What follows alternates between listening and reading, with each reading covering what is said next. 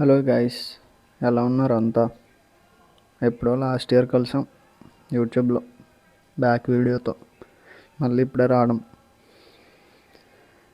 కుదరట్లేదు. యూట్యూబ్లో అప్లోడ్ చేయడం కంటే టైం స్పెండ్ చేయట్లేదు యాక్చువల్గా.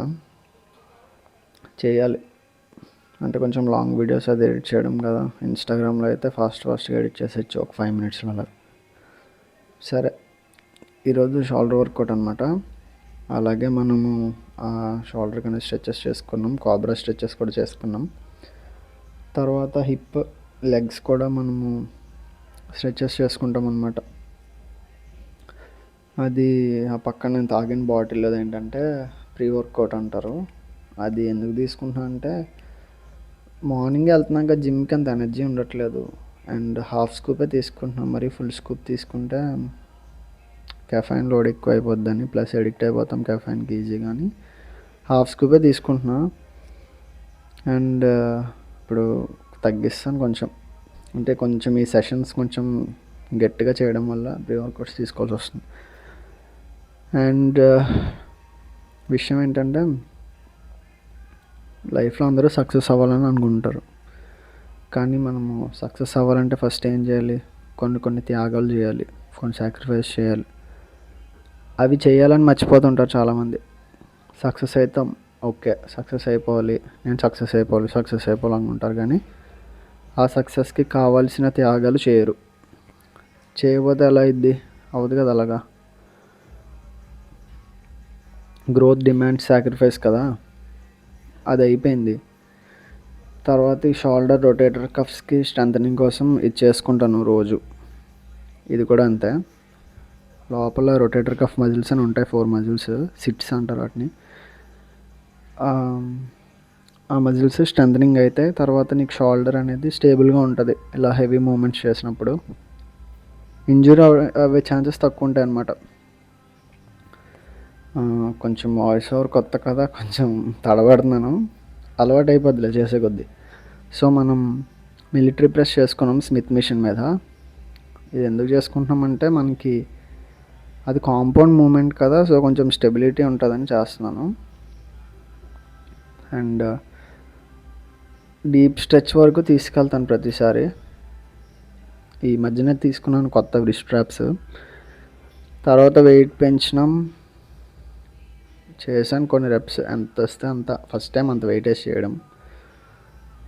అండ్ రీసెంట్గానే కొంచెం డైట్ కూడా సరిగ్గా లేదు 3 days నుంచి, అందుకే కొంచెం లో ఆన్ ఎనర్జీ అనమాట. పర్లేదు అయినా సరే. ప్రీ వర్కౌట్ అనేది నీకు లేని ఎనర్జీ ఇవ్వదు, కానీ నీ లోపల ఉన్న ఎనర్జీని బయటికి తీసుకురావడానికి హెల్ప్ అయింది. నేను తీసుకోమని చెప్పట్లేదు, కానీ నువ్వు తీసుకోవడానికి కాన్స్ ప్రోస్ కూడా చూసుకొని అప్పుడు తీసుకుంటే.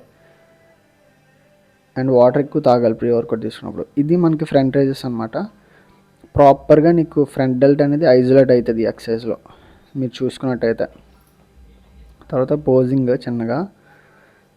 తర్వాత ఏముంది, లాటరల్ రైజెస్ చేసుకున్నాం. ఇది మాత్రం చాలా ఇంపార్టెంట్ ఎక్సర్సైజ్ షోల్డర్ వర్కౌట్లో. చాలా అంటే చాలా.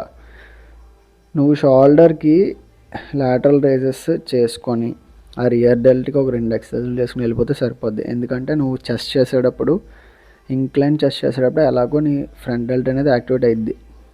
ఓకేనా? సో నేను షోల్డర్ చేయాలి కానీ నాకు 30 minutes టైం ఉంది అంటే నువ్వు లాటరల్ రైజెస్ ఒక 3 సెట్లు, రియర్ డెల్ట్స్కి ఒక 2 ఎక్సర్సైజెస్, 2 సెట్లు కొట్టేసి అది లాస్ట్లో చూపిస్తాను నీకు ఏంటనేవి. కొట్టేస్తే అయిపోద్ది షోల్డర్ డన్ అనేది. నేను ట్రాప్స్ కూడా చేయాలి యాక్చువల్గా, కానీ ట్రాప్స్ నేను అందులో ఇంక్లూడ్ చేస్తాను బ్యాక్ వర్కౌట్లో. మీకు పాత బ్యాక్ వర్కౌట్లో మీకు చూపించలేదు అనుకుంటా, సో కొంచెం మార్చాను రొటీన్ అనేది. సో విషయం ఏంటంటే ఇప్పుడు మనకి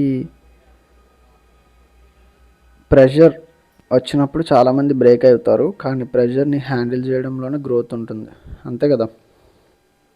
కరెక్టే. ఇప్పుడు నేను జిమ్కి వెళ్తున్నా, ఎగ్జాంపుల్ చెప్తున్నా. జిమ్కి వెళ్ళి 2.5 kgs వెయిట్లు ఉంటాయి, అవి చేసేసి వచ్చేస్తే నా మజిల్ ఎలా పెరిగిద్ది?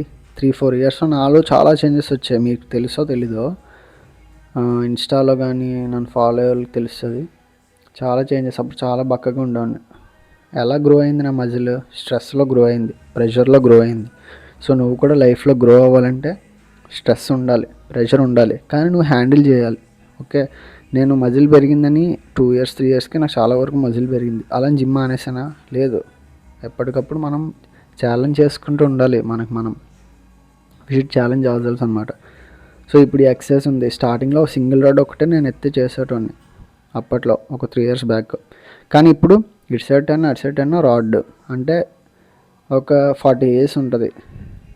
ఇప్పుడు కూడా నేను ఎక్సర్సైజ్లు అన్నీ అయిపోయాక లాస్ట్లో చేస్తున్నాను కాబట్టి కొంచెం తక్కువ వెయిట్ చేస్తున్నాను. ఇంకా కొంచెం ఎక్కువ చేసేటోనేమో లేదంటే.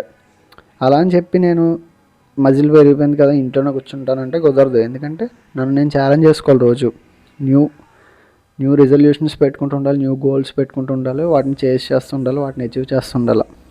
లైఫ్ అంటే అదే, నేర్చుకోవడం, ఎదగడం, నేర్పించడం, తెలియని వాళ్ళకి నేర్పించడం. అప్పుడు నీకు ఇంకా బాగా వస్తుంది. నేను కూడా ఇవి ఎందుకు చేస్తున్నాను వీడియోస్ అంటే, నన్ను చూసి ఎవరొకరు నేర్చుకోవాలి. అంటే చాలామంది బాధపడుతుంటారు, ఇన్ఫీరియారిటీ కాంప్లెక్స్ ఉంటుంది, ఇలా సన్నగా ఉన్నాను ఏంటి అని. నేను ఆ స్టేజ్ నుంచి వచ్చిన చాలామంది నన్ను రగతలు చేసేవారు, చాలామంది ఏడిపించేవారు, ఇలా ఉన్నాడేంటి, సన్నగా ఉన్నాడేంటి, పొల్లా ఉన్నాడేంటి అని చెప్పి. సో అవే నేను మోటివేషన్గా తీసుకొని జిమ్కి వెళ్ళడం స్టార్ట్ చేశాను. ఇప్పుడు జిమ్కి వెళ్తే జీవితం బాగుపడుతుందో లేదో నేను చెప్పలేను, కానీ జీవితం బాగుపడడానికి అయితే జిమ్ చాలా వరకు హెల్ప్ చేస్తుంది నీకు రియాలిటీలో. ఓకేనా? నచ్చితే సబ్స్క్రైబ్ చేసుకో.